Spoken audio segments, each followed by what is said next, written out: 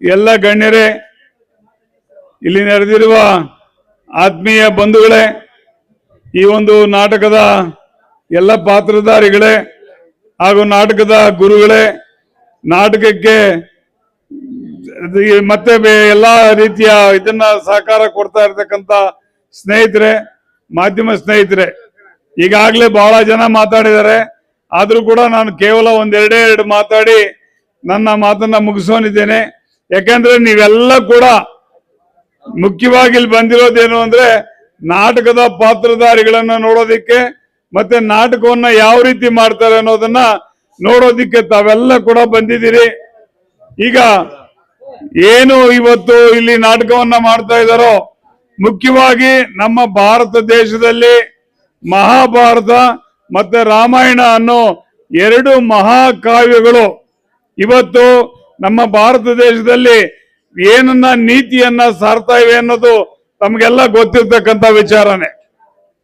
ಅದರಲ್ಲೂ ಕೂಡ ಮಹಾಭಾರತದಲ್ಲಿ ಒಂದು ಘಟ್ಟ ಬರ್ತಕ್ಕಂಥ ಏನು ಭಗವದ್ಗೀತೆ, ಎಲ್ಲಾ ಕಾಲಕ್ಕೂ ಪ್ರಸ್ತುತ ಆಗ್ತಕ್ಕಂಥ ಭಗವದ್ಗೀತೆಯನ್ನ ನಾವೆಲ್ಲ ಕೂಡ ಗಮನಿಸಿದೀವಿ. ಭಗವದ್ಗೀತೆಯಲ್ಲಿ ಹೇಳಿದ ಪ್ರಕಾರ ನಡೀತದೆ ಅಂತ ಎಲ್ರಿಗೂ ಗೊತ್ತಿರ್ತಕ್ಕಂಥ ವಿಚಾರನೆ. ಹಾಗಾಗಿ ಏನು ಇಲ್ಲಿ ಬಹಳ ಕಷ್ಟಪಟ್ಟು ಪಾತ್ರಧಾರಿಗಳು ಇವತ್ತು ಕಲ್ತಿದ್ದಾರೆ, ಬಹಳ ಕಷ್ಟಪಟ್ಟು ಕಲ್ತಿದ್ದಾರೆ. ಮತ್ತು ನಮ್ಮ ಗುರುಗಳು ಮತ್ತು ತಂಡದವರು ಕೂಡ ಈ ನಾಟಕ ಬಹಳ ಚೆನ್ನಾಗಿ ಬರ್ಬೇಕು ಅನ್ನೋ ಒಂದು ದೃಷ್ಟಿನಲ್ಲಿ ಇದನ್ನ ಈಗಾಗಲೇ ಎಲ್ರಿಗೂ ಕಲಿಸಿ, ವಿದ್ಯೆ ಕಲಿಸಿ ಎಲ್ಲ ಮಾಡಿದ್ದಾರೆ. ಜೊತೆಗೆ ನಾನು ತಮ್ಮಲ್ಲಿ ಒಂದು ಕೇಳ್ಕೊಳ್ಳೋದೇನು ಅಂತಂದ್ರೆ, ಉತ್ತಮವಾಗಿ ಅಭಿನಯಿಸಿದಾಗ ಅವರ ಅಭಿನಯ ನೋಡಿ ಸಂತೋಷ ಪಡಿ, ಅವರನ್ನ ಎನ್ಕರೇಜ್ ಮಾಡಿ. ಯಾಕೆಂದ್ರೆ ಎಲ್ಲರೂ ಕೂಡ ನಟನೆ ಮಾಡಕ್ಕಾಗಲ್ಲ. ನಟನೆ ಮಾಡೋದು ಅದು ಒಂದು ಕಲೆ, ಅದು ಸುಪ್ತವಾದಂತ ಕಲೆ. ಆ ಸುಪ್ತವಾದಂತ ಕಲೆ ಇದ್ರೇನೆ ನಟನೆ ಮಾಡೋಕ್ಕಾಗೋದು. ಯಾಕೆಂದ್ರೆ ನನಗೂ ಆಡ್ಬೇಕು ಅಂತ ಆಸೆ. ಏನು ನಮ್ಮ ಶ್ರೀನಿವಾಸ ರೆಡ್ಡಿ ಅವರು ಆಡ್ಬೇಕು ಅಂತ ಆಸೆ, ಆದ್ರೆ ಹೋಗಲೇ ఏం చేసేది ఏమి ఈ శ్రీనివాసరెడ్డి పాటలు పాడినట్లు పాడాలా అని బెమ, కానీ అయ్యలేదు దాన్ని. ఇంకా ಅದರಿಂದ ಇದೆಲ್ಲ ಒಂದು ಕಲೆ. ನಮ್ಮ ವೈ.ಎಂ. ರೆಡ್ಡಿ ಅವರು ಅಷ್ಟೇನೆ ಬಹಳ ಸಾರಿ ಅವರು ಕೃಷ್ಣರಾಗಿ ಅವರೆಲ್ಲ ವಿಜೃಂಭಿಸಿದ್ದಾರೆ.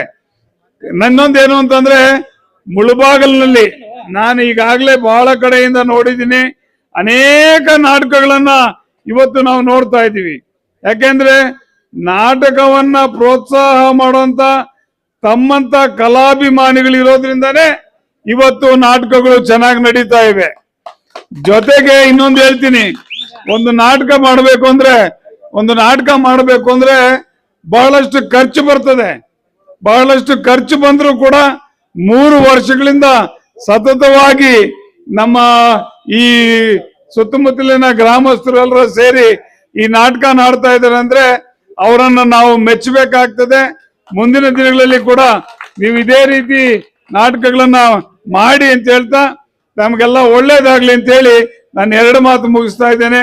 ಜೈ ಹಿಂದ್, ಜೈ ಕರ್ನಾಟಕ.